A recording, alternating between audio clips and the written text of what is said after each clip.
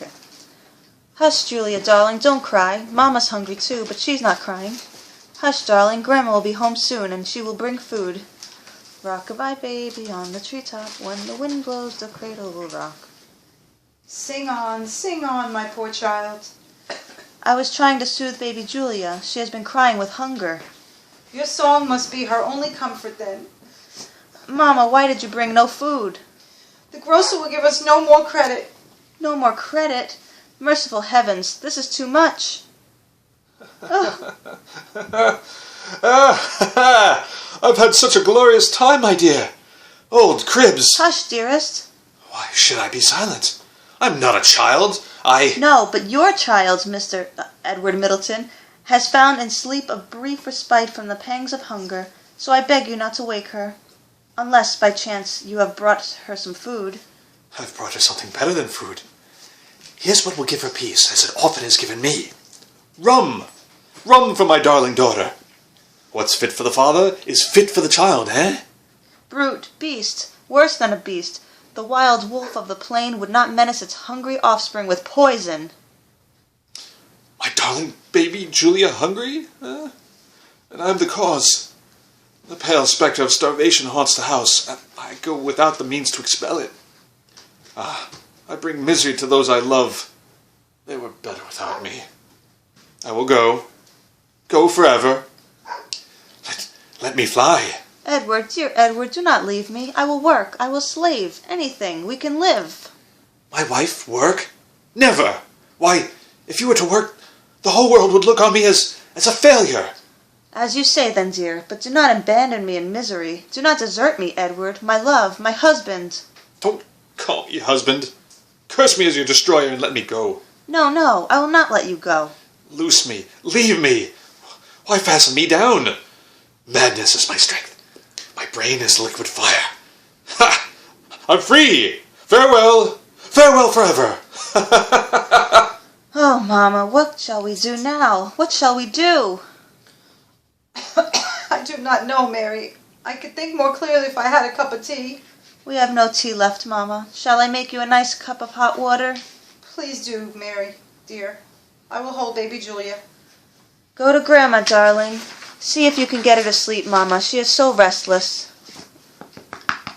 Oh, someone at the door. I wonder who it can be. Who indeed? It's a long time since any visitor came to this house of grief and misery. Mr. Cribs. Mr. Cribs, this is indeed a surprise. I'm afraid you find us in a sad state. You have my full sympathy, ma'am. But no doubt you are wondering what is the reason for my call. We are beyond all such emotions as curiosity and wonder, sir. We live now only to endure and pray. Praiseworthy sentiments. Most praiseworthy. Well, ladies, as you may or may not know, Mr. Middleton was with me today, attempting to sell the cottage. Sell the cottage? That would be the last straw. I agree, and I used every ounce of my influence to dissuade him from such a rash step. It was all very well to sell the manor house. It was all very well to sell the Oakwood farm and the sugar maple plantations. It was all very well to sell the grazing rights of the water meadows, but it would be unwise, as I told him, to sell the roof from over his own head. I urged him instead to apply himself to honest toil and thus retrieve his shattered fortunes. Ah, Mr. Cribs, if only Edward would take you for an example. You flatter me, ma'am. But I will be brief. I came on an errand of mercy. That wretched, misguided lad happened to mention that your larder was not exactly overflowing. So, I have brought you some provisions. Some bread, butter, cheese, bacon, sugar, tea, and more, much more. 'Twill be a slight relief to your needs, perhaps, ladies. Bless you, Mr. Cribs. I bless you with all my heart, and this innocent child, when she grows up, will be taught to call down heaven's blessings on the name of Cribs. Mr. Cribs, I confess that in the past I have harbored bitter thoughts against you. I now beg forgiveness. You are a gentleman, sir, and a Christian. Spare my blushes, I beg you. Say no more of gratitude, but listen to me. There is one slight condition upon which this help is offered. A condition? Yes, Mary. If I were to unconditionally to hand over these supplies, it is not likely that your tender heart would lead you to stint yourself, and to give Edward the lion's share of the food. I have gone hungry before, sir, that Edward might eat his fill. I dare say I might do so again. As I thought. I cannot allow the wretch to continue his cruel exploitation of two defenseless women and a child. The food, then, will be at your disposal if, and only if you marry your mother and your child, if you leave this drunkard and come to live under my roof. Live under your roof? Yes. There your poor mother will find warmth, rest, and comfort befitting her time of life. There your child will find a refined, cultured environment in which to spend her formative years. And I? What shall I find? That's a good question. There you will find peace and joy after your nightmare existence as the wife of a drunkard. Bless you, Mr. Cribbs. Again I say bless you. Yours is a heart overflowing with true Christian charity. Please, Miss Wilson, praise is not due to me, but to the good book, the sources from which we miserable mortals catch some glimpse of the divine virtues. Now, ladies, collect your possessions, and we shall leave at once. Stop! Mr. Cribbs, mother! Wretched creature though Edward may be, yet he is my husband, and it is my duty to suffer, to starve, and if need be to die under my husband's roof, rather than to dwell in luxurious ease in the house of another man. But Mary, dear. Mother, you are free to go if you choose, but baby Julia and I will stay. Do not be hasty now, Mary. Think. Food. Food. Does not the smell of it recall you to your senses? No, sir. Far sweeter to me than the smell of all your bacon is the satisfaction of doing my duty. Duty. Duty. This is a strange infatuation, young woman. How can you have a duty towards the man who himself is undutiful? Undutiful? How? He has others to console him, whose soft attentions he prefers to yours. What others do you mean? I mean that there are plenty of young women who are ready to receive presents from wild young men like him, and who are not very particular in the liberties that may be taken in exchange. Now, sir, I know that you are lying. My Edward may be lazy, thoughtless, cruel, drunken, dissolute, dirty, and degraded, but he would never, no never, be guilty of excess. These things I speak of have been, and will be again, while there are wantons of one sex and drunkards of the other. Sir, you slandered my husband, but in spite of all you say, I love him still. Tut tut. You are very proud, considering all circumstances. But come, I forgive you.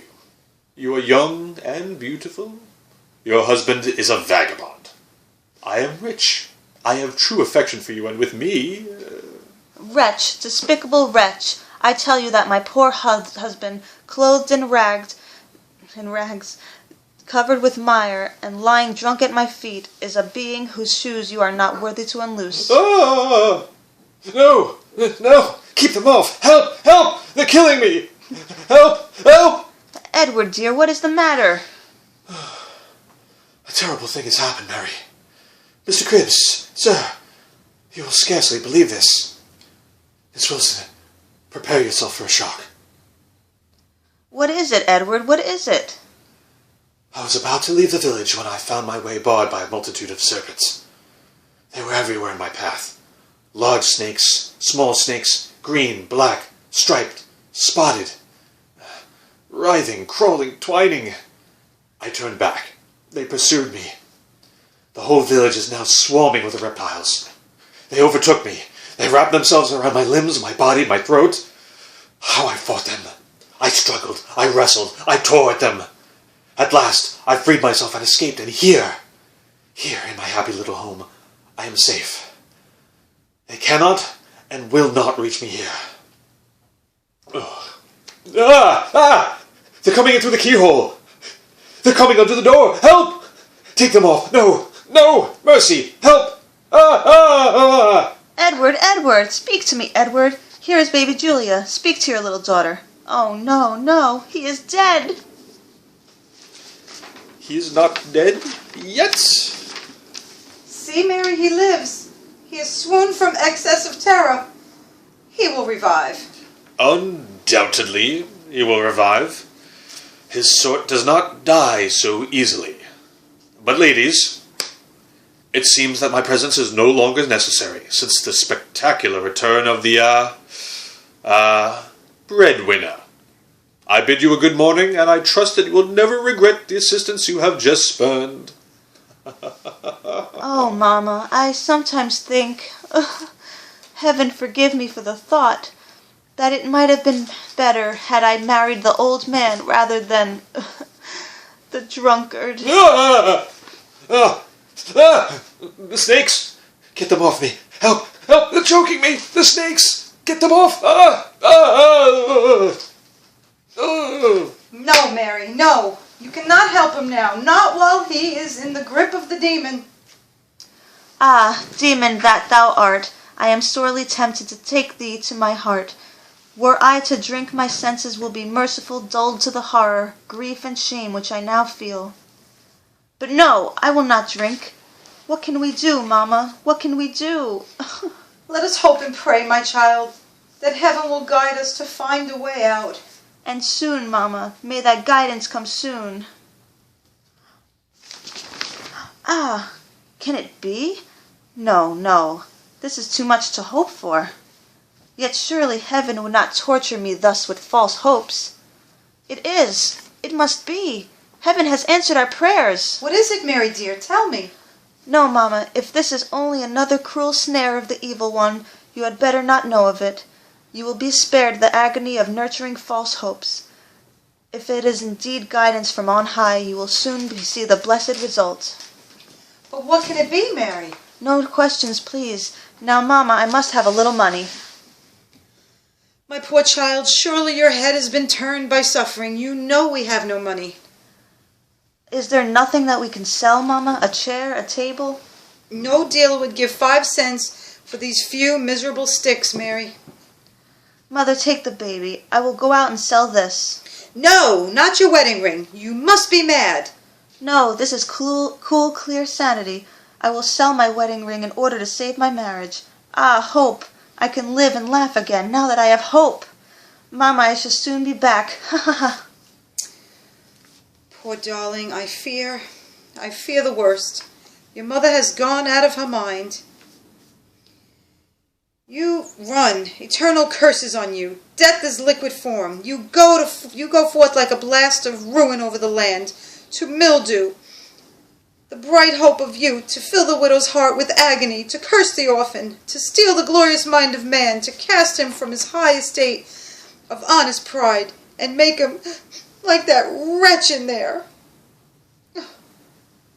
Come, darling, let us go and look at your poor father.